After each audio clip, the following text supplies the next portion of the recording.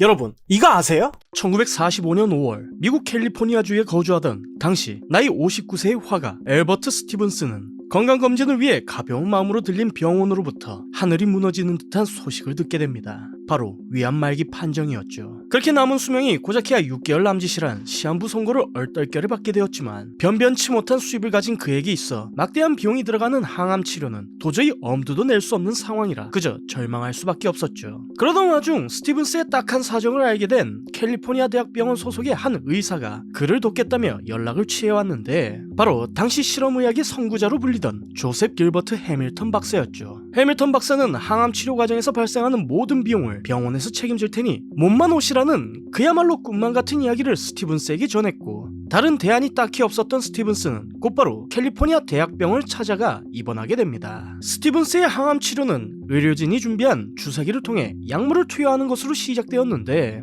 약의 성분 탓인지 잦은 메스꺼움과 두통에 시달렸지만 스티븐스의 입장에선 암을 치료할 수만 있다면 이 정도 고통은 전혀 문제가 되지 않았죠. 오히려 그를 곤혹스럽게 하던 것은 바로 배변 문제였습니다. 치료제가 신체에 영향을 주고 있는지 확인하기 위해서라는 이유로 화장실이 아닌 병실 한켠에 놓인 수거함에 따로 대소변을 보아야만 했으니까 말이죠. 의료진이 다른 것은 몰라도 이것만은 꼭 지켜달라며 부탁했기에 그는 부끄러움을 참고 병실에서 일을 볼 수밖에 없었습니다. 이후 치료제의 효과로 인해 차도가 보인다는 해밀턴 박사의 의견에 따라 스티븐스는 수술대에 올라 종양 제거 수술을 받게 되었고 결과는 아주 성공적이었죠. 그렇게 수술 후 몇 달 뒤 암 완치 판정을 받고 퇴원을 하려던 스티븐스에게 해밀턴 박사는 몇 가지 부탁을 하게 되는데, 앞으로도 진료가 필요한 상황에선 모든 비용을 병원 측에서 대신 지불할 테니 반드시 캘리포니아 대학병원을 찾아주길 바라며 집에 돌아가서도 대소변을 따로 모아줄 것을 요청했죠. 물론 이 역시 그냥 해달라는 것이 아니라 일주일에 한 번씩 직원이 직접 대소변 샘플 수거를 위해 집으로 찾아갈 것이며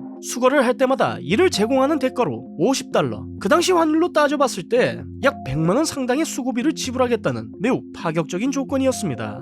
아무튼 그렇게 59세의 나이로 시한부 선고를 받고 암울한 최후를 맞을 뻔한 스티븐스는 자신을 무상으로 돌봐준 해밀턴 박사에게 감사를 표하며 평생 동안 캘리포니아 대학 병원을 이용했고 매주마다 병원에서 나오는 샘플 수거 비용으로 부족하지 않은 노년을 보낼 수 있었습니다. 말년에 얻은 퇴행성 디스크로 고생하긴 했지만 그는 무려 20년이나 더 생존할 수 있었죠. 가난한 환자를 위해 헌신한 이 캘리포니아 대학병원의 이야기는 한편의 아름다운 미담으로 남는 듯 했습니다. 그러나 훗날 모든 사실이 세간에 알려지게 되자 오히려 무시무시한 괴담으로 남게 되었죠.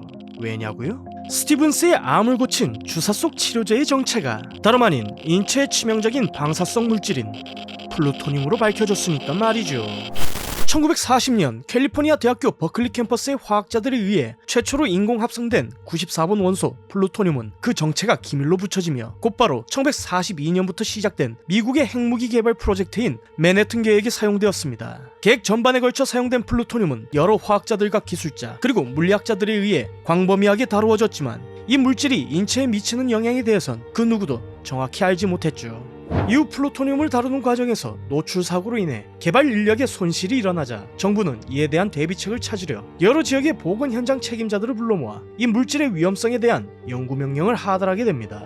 그렇게 1944년까지 동물을 대상으로 하던 플루토늄 위험성 실험은 1945년부터 정부의 무기나에 본격적으로 한정된 대상을 상대로 실시하는 인체 실험으로 확장되어 전국 각지의 병원 중 선별된 곳에서 비밀리에 진행되었는데, 당시 동물 실험의 책임자였던 해밀턴 박사가 소속된 캘리포니아 대학병원도 그중 하나였죠. 그리고 여기서 말하는 한정된 대상이란 내외과적인 요인으로 예후가 좋지 않아 어떤 이유로 사망하든 누구도 의심하지 않을 중환자들을 뜻했습니다.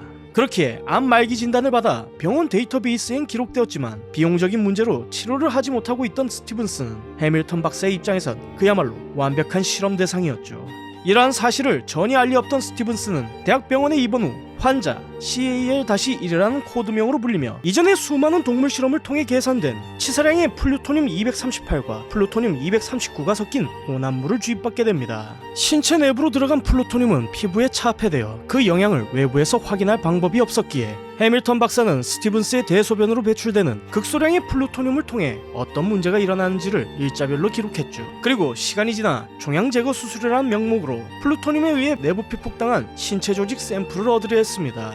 해밀턴 박사는 이 과정에서 위에 있던 종양 일부와 함께 간의 왼쪽 절반과 비장 전체 그리고 9번째 갈비뼈의 대부분을 절제해 수거했는데 이때 예상치 못한 문제가 생겼죠. 스티븐스의 몸에서 떼어낸 종양의 조직 검사를 하던 중 그의 뱃속에 있던 것이 암이 아닌 양성 위궤양이란 사실이 밝혀졌던 것이었습니다. 게다가 치사량으로 계산된 플루토늄을 주입받고 거의 난도질을 하듯 여러 장기들을 떼어냈지만 스티븐스의 몸 상태는 날이 갈수록 호전되고 있었죠. 결국 지역병원의 오진으로 인해 암에 걸리지도 않았던 멀쩡한 사람을 실험 대상으로 삼은 해밀턴 박사는 스티븐스를 계속 병원에만 붙잡아둘 수 없었기에 그에게 암 완치 판정을 내리고 실험 사실이 밝혀지는 것을 숨기려 무조건 캘리포니아 대학병원을 이용할 수밖에 없는 여러 조건들을 걸게 되었죠. 그렇게 스티븐스는 신체 내 플루토늄 축적으로 인한 만성관절염에 시달리며 심장병으로 사망하기 전까지 20년에 걸쳐 64시버트에 달하는 방사선에 노출되었습니다. 이는 일반인이 평생 동안 노출되는 방사선 양의 440배 이상에 해당되며